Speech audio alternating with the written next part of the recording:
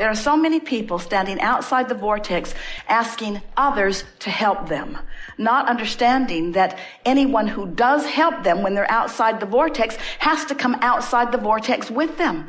And so the help doesn't go on very long before it begins to be resented. That's why needy people will suck you dry of your alignment, you see. Let's say someone is feeling unappreciated. And they want to be appreciated. It feels so good when someone holds you as their object of attention and adores you or appreciates you. But they're not feeling that. They're seeing others get it, but they're not feeling it. They sort of have their tail between their legs, and things aren't going that well for them, and they're feeling sort of down and out, and like things are unfair, and people aren't treating them like they want to be treated, and on it goes. And so this person is wanting to know from us, how can I be more appreciated? And our answer is always the same.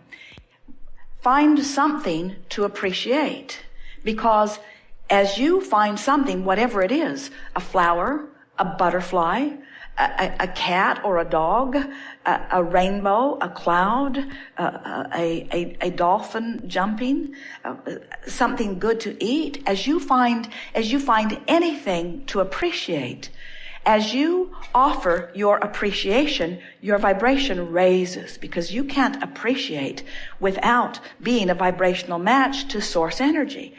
And when you're appreciating, now you are the attractor of appreciation. But you can't control what others are doing. You can't control the appreciative state of others, because you can't stand on your head in enough different ways to get someone who's out of the vortex to appreciate you. And when you try, you will pronounce yourself a failure. But you can become an avid appreciator.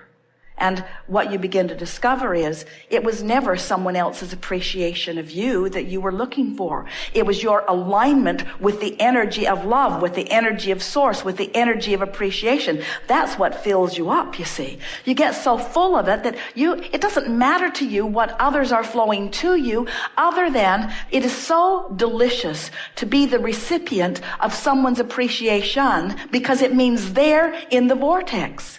So it turns out you can't be selfish. You can't adore appreciation from another and separate yourself from your gladness of their alignment, you see. You see how it works? You cannot be an appreciator without being appreciated. And it turns out it's being the appreciator that matters most, you see. That's why your inner being stands in a state of never-ending appreciation and adoration of that which you are, has practiced the vibration of that so eternally that that is all that can be offered from the source within you. And when you find a different vibrational stance, then you separate yourself from that. And then we come along and say, we want you to be so selfish that you care about aligning with that energy that creates worlds. And then, like your inner being, you become an uplifter. Only you're like the satellite dish that's beamed in a little closer, you see. In other words, the giving puts you in the vibrational stance of the receiving. But if you've got your sights on receiving and you're not in alignment, it can't come to you. And that's when you start making claims of deprivation, you see.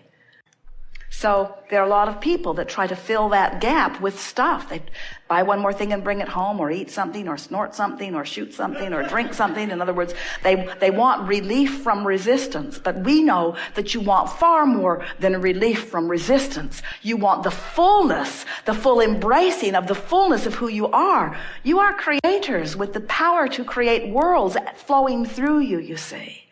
And nothing less than that will ever be satisfying for you.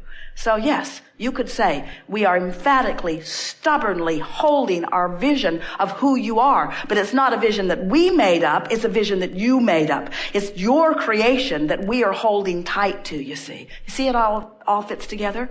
You were source energy before you came into this physical body, and only a small part of you came and focused here. The larger part of you still exists in this vortex. As you explore the contrast, knowing what you don't want, knowing what you do want, you launch these rockets, which your inner being, and that's where we stand. We stand inside this vortex, holding steady vibrational stance of all that you've asked for, as you incrementally increase your vortex, as the capacity of who you are continues to increase.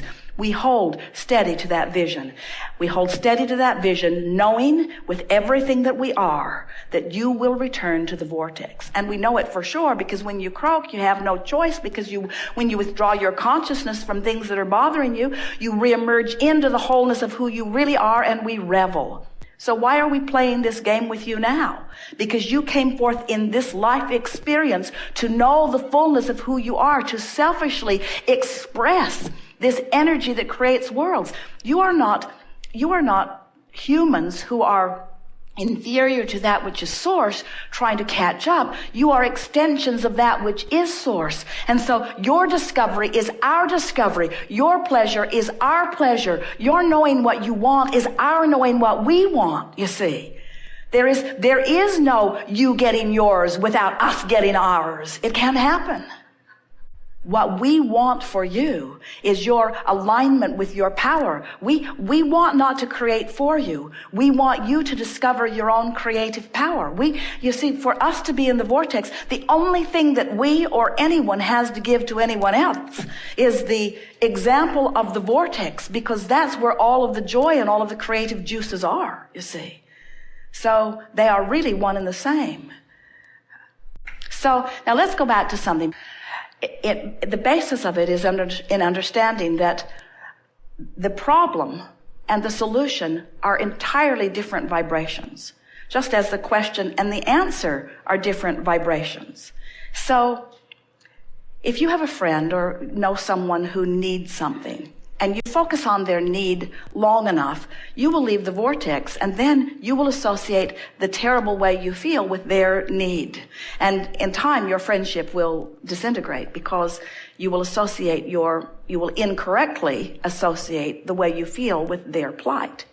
But if you remember that in their problem, they are generated a solution, and you stay in your vortex where you see not their problem, but instead you know only the solution, as you practice the vibration of the solution, then you can be a catalyst that inspires them into the vortex, depending on where they are. Now, some of your friends who you have been influential with will follow you relatively easily into the vortex, and you will revel in their discovery of their solution, you see. But some of your friends will stubbornly defend their rightfulness and will argue so powerfully and profoundly and chronically for their own limitations that for you to engage with them, you will have to leave the vortex. You will have to introduce the same resistance into your frequency that they've got going on, even to communicate with them at all. So that's where this giving and receiving conversation gets a little dicey, and it's the reason that people are concerned about selfishness. In other words, there are a whole horde of people outside the vortex who really believe that your gift is not of value to them unless you sacrifice in some way. In other words, if it's not painful for you to give to them, then your gift isn't validated by them. Have you ever had that experience? And the thing that's tricky is, if you manage to get outside the vortex in order to give your gift, then it's not very long before you're hightailing it back into the vortex, because you can feel your very life is being sucked away from you, you see. So here's the dicey part. If you stay in your vortex, truly aligned with their solution, when they are unable to see their solution, they'll call you selfish. Because they know not. They cannot understand that in your selfishness that you are holding them in their highest good, and that it is the best thing that you can do to call them forward also, you see. But if you stick to it and you maintain your frequency of it, then the universe will bring them to you at times when they can hear you best. And as you begin to revel in their solutions consistently, in time, they will begin to hear it. They will begin to recognize the validity of what you speak. In other words, let's say you're in the vortex and they're not, and this person is saying, you don't love me. You won't even call me. You don't give me your attention anymore. You don't bring me flowers anymore. You don't do what you used to do. And from inside the vortex and from outside the vortex, you would get defensive. And you would say, well, you're not fun to be with. And that's, and it just gets worse. But from inside the vortex, you would say, oh, there are so many things about you that I love, and I think about them all the time. In fact, I make lists of your positive aspects. I adore the power with which you live life. I adore the deliberateness with which you intend. I feel the fire in you, and I know the power of your wanting, and I take such pleasure in my understanding that wonderful things are coming to you. I practice every day my positive expectation of the outcome that you're seeking, and I know with everything that I am that a good life is coming to you, because there is no one I've ever known that deserves it more. In other words, when you're in the vortex and you allow law of attraction to bring them to your vicinity, and you selfishly deliver to them your version of who they really are, now you have a possibility of uplifting them into the vortex. But you will never, ever, ever be satisfied, not one time ever, if you allow them to talk you out of the vortex where you're dealing with them on their terms. And so if we were standing in your physical shoes, we would give up the word selfish and we would replace it with the word aligned. We would give up the word selfish and we would replace it with the word empowered. We would give up the word selfish and we would replace it with the word all that I am, with the whole of who I am, with the vortex of who I am. If you would add the word true selfish. I'm truly selfish. But the peanut gallery, and we love them dearly, is not ready to hear that from you. They just want you to give them the money. Or they just want you to give them the relief that they're looking for right now. And what you have to decide is, I am not willing to give them short-term relief and sacrifice my position in my vortex. I am after their long-term relief. I'm after their long-term relief. So your inner being is always broadcasting to you. And if you're not consistently in the vortex, even though your inner being is broadcasting utter appreciation and knowledge of who you are and is offering well-being, because your inner being is selfishly, hear this, tending to its own vibration, your inner being will not leave the vortex to find you wherever you are to lead you back in. Isn't that interesting? Your inner being maintains its vibrational frequency knowing that you will find it. Don't you love having an inner being who has that kind of confidence within you? Don't you love having an inner being who is projecting to you this powerful energy of well-being, knowing that you will find whiffs of it, that here and there you will find it, and as you follow it, in other words, how do you think you found us? How do you think you found this trail? How do you think you found this information? It's because you were close enough to the broadcasting of your inner being that it resonated with you when you found it. And if you will maintain enough selfishness to care about how you feel, you'll practice the energy of your being enough to know that you will know of yourself what your inner being knows, you see. Jerry said for years, Abraham, what's in this for you? What do you want?